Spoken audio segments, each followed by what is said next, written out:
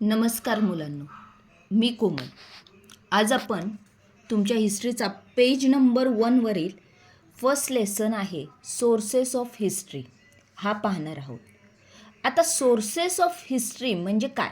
Sources म्हणजे काय तर आपल्याला त्याबद्दल माहिती, इतिहासाबद्दल माहिती कुठून मिळाली. जसं की आपण मेन सोर्स ऑफ वॉटर काय आहे? पाणी कुठून मिळतं? पावसाकडून. नदी, नाले, नंतरनं समुद्र, ह्या गोष्टी सगळ्या झाल्या. तसंच आता ह्या हिस्ट्री आपल्याला कुठून भेटली या गोष्टीचा अभ्यास आपण इथे बघणार आहोत. चला स्टार्ट करूया. We have studied the sources of ancient and medieval Indian history. This year we are going to study the sources of modern Indian history. म्हणजे आपण एन्शियंट आणि मिडिव्हियलचे जे काही सोर्सेस असतील हे याआधी पाहिले आहेत. आता यावर्षी आपण जी तुम्हाला मॉडर्न इंडियन हिस्ट्री जी आहे त्याचे सोर्सेस काय होते हे बघायचे. आता historical sources included material source, written source आणि ओरल सोर्सेस. ओके. आता मुलांनो मला सांगा, मॉडर्न इंडियन हिस्ट्री ही तुम्हाला आत्ता सध्या आहे. म्हणजे आत्तापर्यंत इंडिया थोडंसं डेव्हलप झाला होता आणि त्याची प्रगती झाली होती ब्रिटिश सरकारमुळं.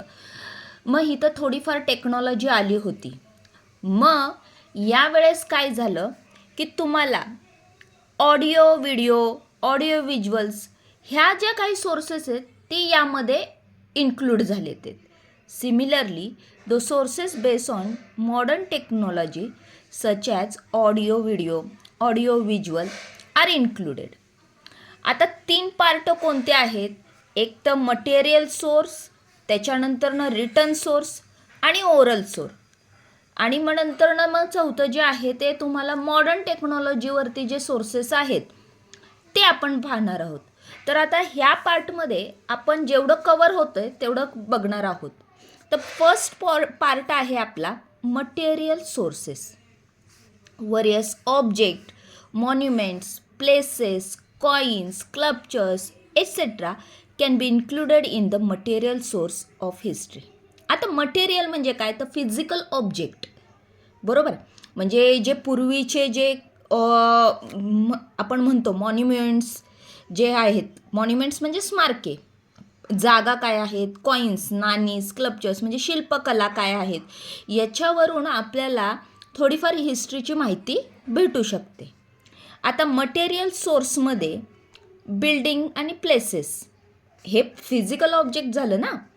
आता त्या काळामध्ये गव्हर्नमेंट आपल्याकडं होतं. कोणतं होतं गव्हर्नमेंट? ब्रिटिश सरकार होतं.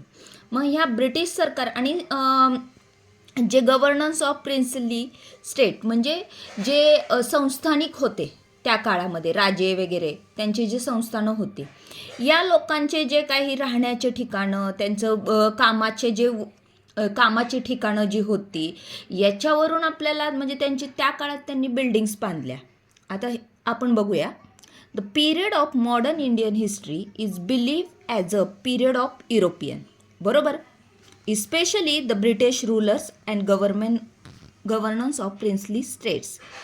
म्हणजे त्या काळामध्ये कशाचा पिरियड होता? युरोपियन लोकांचा, आणि इस्पेशली त्याच्यातली ब्रिटिश रूलर्स होते, आपल्यावरती रूल करायचे ते ब्रिटिश लोक.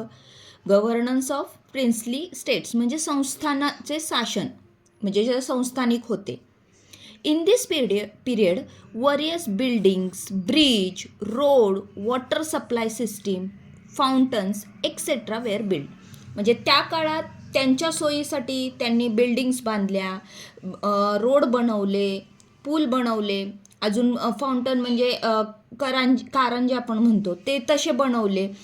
मग ह्या ज्या गोष्टींवरनं these buildings include the government officers, residence of officers, leaders, revolutionaries, places of the rulers of princely states, forts, prison म्हणजे तुरुंग. म्हणजे या लोकांनी त्या काळामध्ये काही त्यांचे गव्हर्नमेंट ऑफिस असायचे, बरोबर. मग त्यांचे रेसिडेन्स असायचे. तुम्ही बघितलं असेल गव्हर्नमेंटचे म्हणजे ब्रिटिश लोकांचे जे बिल्डिंग्स आपण आजही बघतो कुठे कुठे.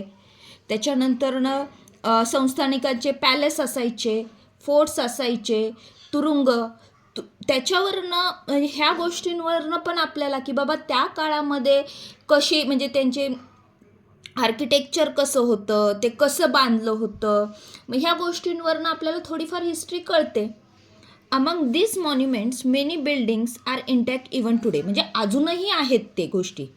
सम आर डिक्लेअर्ड नॅशनल मॉन्युमेंट्स, म्हणजे त्यांना नॅशनल मॉन्युमेंट्स पण डिक्लेअर केले, whereas some converted in to museum.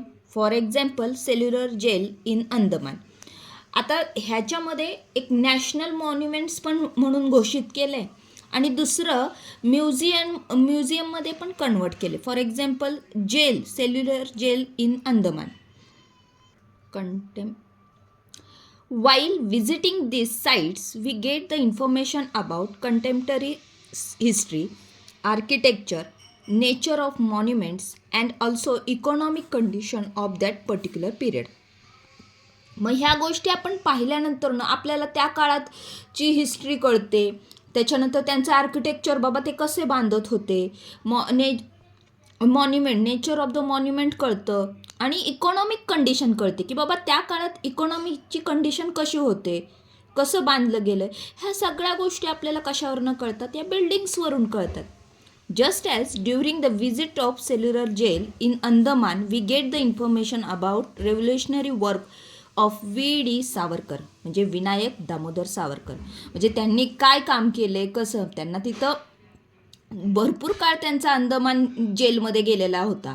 मग by visiting the Mani Bhavan in Mumbai and Sevagram Ashram at Wardha we get the information about the history of Gandhi Ira.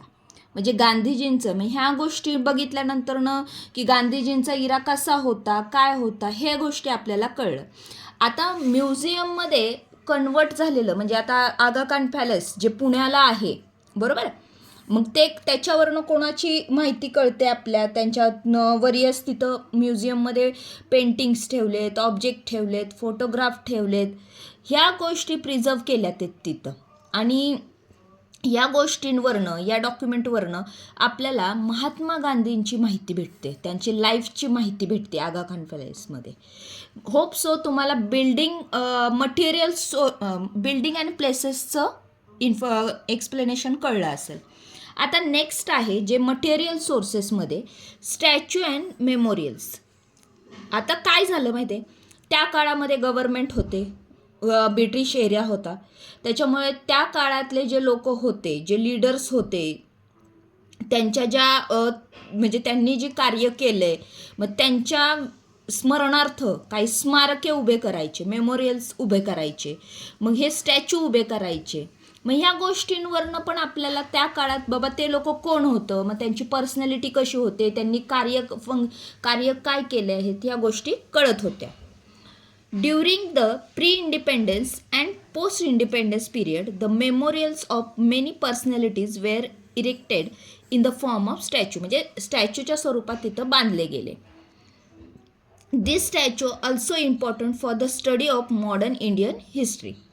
The warrior statue provide information about contemporary rulers and eminent personality. Eminent म्हणजे प्रख्यात, म्हणजे त्या काळात कोण महत्त्वाचे होते, त्यांनी काय कार्य केले, ह्या गोष्टींबद्दल आपल्याला माहिती भेटते.